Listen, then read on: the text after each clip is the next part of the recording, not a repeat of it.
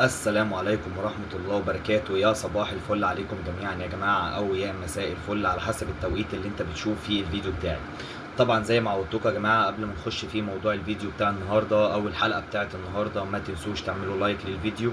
اللايك يا جماعة بيساعد في انتشار الفيديو بشكل كبير جدا، وان هو يوصل لأكبر عدد من الناس المهتمية بالسفر والتأشيرات وتعديل الأوضاع. وفي نفس الوقت تعمل القناة سبسكرايب علشان القناة تكبر، وتسيب لي في الكومنتات لو عند حضرتك اي استفسار، وانا ان شاء الله برد على جميع استفساراتكم كامله باذن الله. من غير ما اطول في الوقت كتير، ونخش في موضوع الفيديو بتاع النهارده، وهو ايه الحاجات اللي انت تبعد عنها في المطار علشان تقدر تخش بسلام. بصوا يا جماعه، انا بقالي حوالي 3 أو 4 حلقات ماسك موضوع او عامل سلسله عن حاجه اسمها ايه هي الاخطاء اللي انا اتجنبها، او ايه هي الحاجات اللي انا اعملها علشان لما ياخد الفيزا واخش المطار الدوله التانيه اقدر اعدي وما يحصليش اي مشاكل. وزي ما قلت لحضراتكم قبل كده، حصولك على الفيزا ده مش معناه ان ده هيسمح لك بدخول الدوله. الشخص المنوط ان هو يسمح لك بدخول اراضي الدوله دي وهو ضابط الاميجريشن اللي حضرتك بتقابله في المطار في الدوله التانيه اللي انت رايحها. فانا عملت حوالي 3 أو 4 حلقات متتاليه عن الموضوع ده، فالنهارده ان شاء الله انا هلخص لك الموضوع في اكتر من 4 5 نقط، هم دول اللي فيهم النهايه علشان خاطر الناس اللي ما شافتش الفيديوهات السابقه. فالنهارده موضوع الفيديو انا بعمل تجميع عن الأخطاء اللي الناس بتقع فيها وهي في مطار الدولة التانية. وللأسف بعض الأخطاء دي بتسبب إن أنت بتترحل تاني وبترجع تاني على بلدك، والفيزا بتاعتك بتتلغي، وكمان بترجع بتحجز تيكت طيران عودة على أقرب طيارة على حسابك الشخصي. فركز معايا في الحاجات اللي هقولها دي للناس اللي ما شافتش الفيديوهات قبل كده.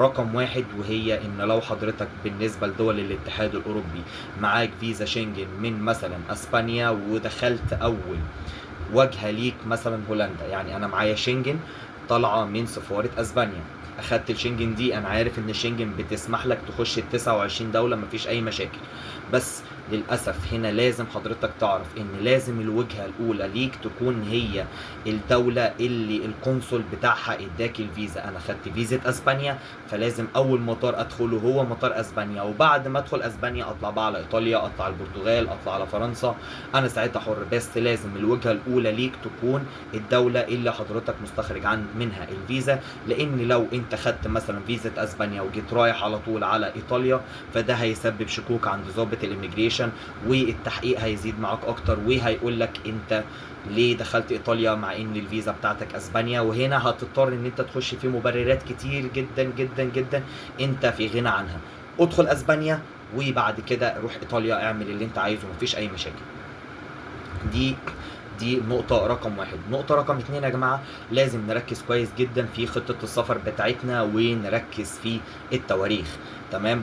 لان ده هيكون مرتبط بتذاكر الطيران اللي حضرتك حاجزها، وكمان حجز الفندق او الهوستل اللي حضرتك هتنزل بيه. لازم السلسلة دي كلها تكون مرتبطة ببعض، بمعنى ان التشيك ان بتاعي في الفندق يكون هو وقت وصولي في المطار. يعني انا دلوقتي وصلت اسبانيا يوم 1 في شهر، فانا التشيك ان بتاعي يوم 1، ما ينفعش يكون يوم 2، لان انت كده بالنسبة لضابط الهجرة انت في يوم هتنامه في الشارع، فانت الورق ده كله مزور، وبرضه هيسبب ان هو هيشك فيك. فانا داخل اسبانيا يوم 1، فانا التشيك ان بتاعي في الفندق او في الهوستل يوم 1. انا هطلع من اسبانيا يوم 10، فانا التشيك اوت بتاعي يوم 10، فانا تذكرة العودة بتاعتي يوم 10. ركزوا يا جماعة في التواريخ دي، وبالذات المكاتب اللي ما عندهاش ضمير وهم بيبدأوا يسيبوا كومنتات دلوقتي، وانا عارفهم ومش هسيبهم، تمام؟ بس انا اللي انا بتكلم فيه ركز في الحته دي. ولو انت هتتعامل مع مكتب بعد اذنك راجع وراه، لان دي فلوسك يا صاحبي، اتقي الله في مالك، انت مش لاقي الفلوس دي في الهوا، خد منه مفيش مشكله وابدا انت راجع وراه، تمام؟ دي بالنسبه للتواريخ. رقم 3، ودي برضو شيء مهم جدا وبيطلبوا اغلب ضباط الاميجريشن، وهو الكاش ماني. لازم يكون معاك كاش ماني يكفي وقت الرحله بتاعتك كامله متكامله. ما ينفعش انا مثلا اكون رايح اسبانيا وقايل ان انا هقعد 10 ايام ومعايا في جيبي 300 400 يورو، ده غلط. امن نفسك يا صاحبي، ما تسمعش للناس اللي بتيجي تقول لك لا ده انا دخلت والظابط ما قاليش حاجه، انا مش عارفه ايه. براحتك. برضو زي ما بقول في كل فيديو، القرار قرارك انت اللي هتخسر كل حاجة. عايز تسمع كلام اخوك مفيش مشكلة، عايز تسمع كلام حد تاني مفيش مشكلة. انا بطلع هنا بقول كلامي للناس اللي بتفق، وانا ربنا سبحانه وتعالى شاهد عليا، انا بتكلم بما يرضي الله. فلازم يكون معاك يوروهات مثلا لو دولة تبع للاتحاد الاوروبي من 1000 يورو فيما فوق، ده اقل حاجة كمان تكون موجودة معاك. ده وال1000 يورو دي خارج عنها حجز الفنادق وحجز تذاكر العودة. يعني انا تذاكر العودة بتاعتي مدفوعة وغير قابلة للاسترداد، نفس الكلام الفندق او الهوستل بتاعي. بعد دول معايا كاش ماني 1000 يورو، مش بدول يا جماعة. تمام، اتمنى الصورة دي تكون واضحة كويس جدا.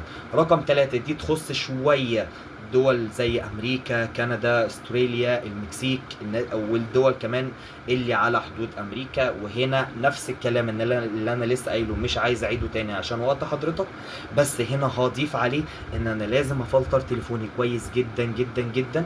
احاول امسح كل حاجه ليها علاقه ان انا داخل امريكا مثلا بالبي 1 بي 2 هستخدمها استخدام اخر. يعني مثلا بتواصل مع واحد من صحابي يشوف لي سكن، يشوف لي شغل، الحاجات دي حاول تفلتر تليفونك بشكل كويس جدا. وحتى كمان لو انت مثلا ليك صديقه هناك وفي مشروع جواز، حاول تفلتر التليفون بس لغايه لما تعدي، لان خلي بالك ليه الحق ان هو يبص في واتساب، فيسبوك، انستجرام، الصور الشخصيه، الجيميل والرسائل اللي بتجيلك عليه.